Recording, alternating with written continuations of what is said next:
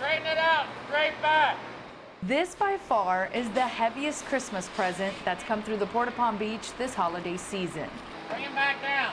They were between 60 to 75,000 pounds each unit. Joey Diaz with Heavy Lift Services handled the two-piece modular home that was a surprise Christmas gift for a family living in Marsh Harbor in the Bahamas. The Beck Foundation is donating the house to the Disaster Recovery Agency.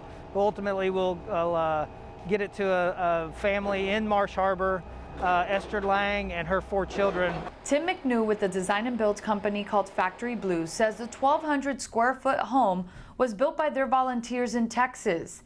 He explains how the mission of donating the home came about. The CEO of the Beck Group is from the Bahamas, and in late 2019, November of last year basically, we wanted to see what we could do in terms of building a home and ultimately multiple homes for the Bahamas as part of Dorian relief. McNew says the house that was built on a concrete slab has been sitting in their parking lot in Texas since April due to the pandemic and restrictions in the Bahamas.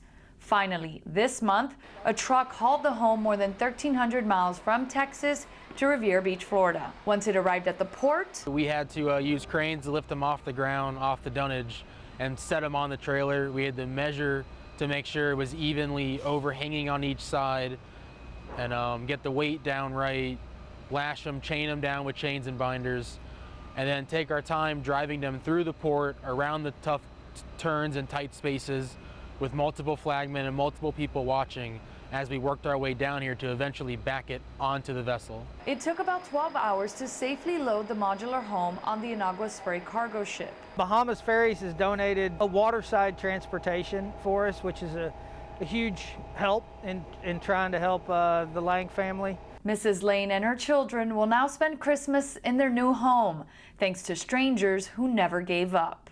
You hope you could help more people, but one family is huge, and we're just so thankful that we have the opportunity to do that.